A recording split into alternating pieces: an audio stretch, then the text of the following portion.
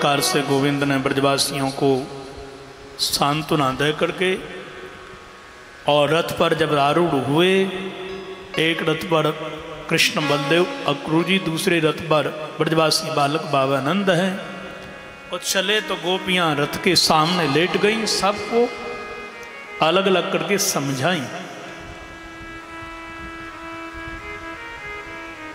रथ जब चला तो गोपियां दौड़ पड़ी, ध्वजा को देखा, धूल को देखा, अंत में जाकर के हा कृष्ण कह के धरती पर गिर पड़ी। यह दृश्य देख करके तो अक्रूर जी के नेत्रों से आंसू गिर पड़े। हे भगवान, मैंने कितना बड़ा पाप कर दिया। यदि कंस ने कृष्ण को कुछ कर दिया तो ये ब्रजवासी तो जिंदे नहीं रहेंगे, और इतने लोगों का पाप मुझे लगेगा। ये मैंने क्या कर दिया? मना कर देना चाहिए तीनों को। कंस मेरा सिर काटता पर इतने ब्रजवासी तो बचे ही जाते ना। अरे पाप मेरा कैसे नष्ट होगा?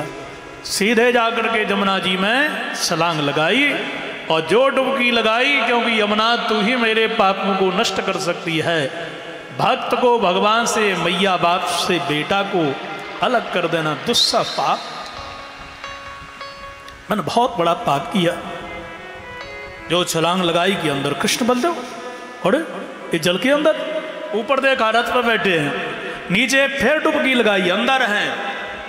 बसते तब अक्रूर जी को समझने में देरी नहीं लगी कि ये इंसान नहीं भगवान है, और दौड़ करके आ गए।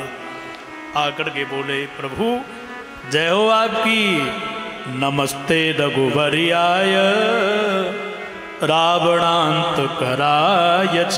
प्रभु आपकी जय हो। मैं आपको समझ गया, आप ही बने नृसिंह और हिरण्यकशिपु का उद्धार किया। आप ही वामन बन के बलि को छल के आए, और राम बन के रावण का उद्धार आपने किया। अब कृष्ण बन के आए, कंस का अंत निश्चित है। अब भय दूर हो गया। अब मैं जानता हूं कि मेरे कृष्ण को, बलदेव को कुछ नहीं होगा। अब मैं प्रणाम भी जानता हूं। जय जय चलो आप। और मथुरा लेकर के पहुंच गए। भगवान जाकर के विश्राम कर रहे हैं। अक्रूर जी ने कंस को समाचार दे दिनों। कंस का षड्यंत्र प्रारंभ हो गया, और विश्राम के उपरांत भगवान श्री कृष्ण सज्जनों अब मथुरा नगरी को देखने के लिए चले। जब राजपथ से चले तो मथुरा की जितनी देवियां हैं वह सारी की सारी देवियां आवाज लगाती भाई बोली, अरे सुनती हो, कहा भयो? अरे जो कन्हैया हमारे गिरिराज को उठा रहे हैं, बड़े बड़े दैत्यों को मारते हैं, वही आए हैं। तो जो गोपियां अपनी साड़ी पहन रही थी, उस साड़ी को त्याग करके चल पड़ी। श्रृंगार अधूरा छोड़ दिया। काश्चित विपर्यक धृत वस्त्र भूषण विस्मृत्य चैकम युगले स्वधा परा कृतैक पत्र श्रवणैक नूपुरा नांक्वा द्वितीयो तो पराश्चलोचन। एक आंख में काजल लगा, दूसरी में नहीं है। होठों की लाली आंखों पर, आंखों का काजल होठों पे। बोलो राधे राधे।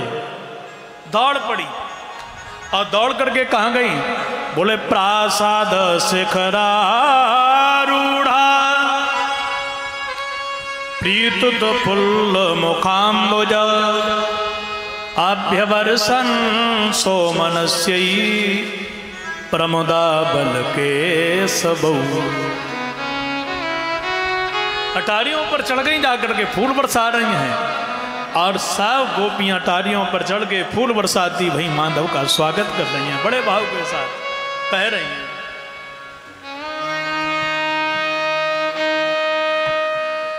हे नटवर नंद किशोर तनिक हस हेरो।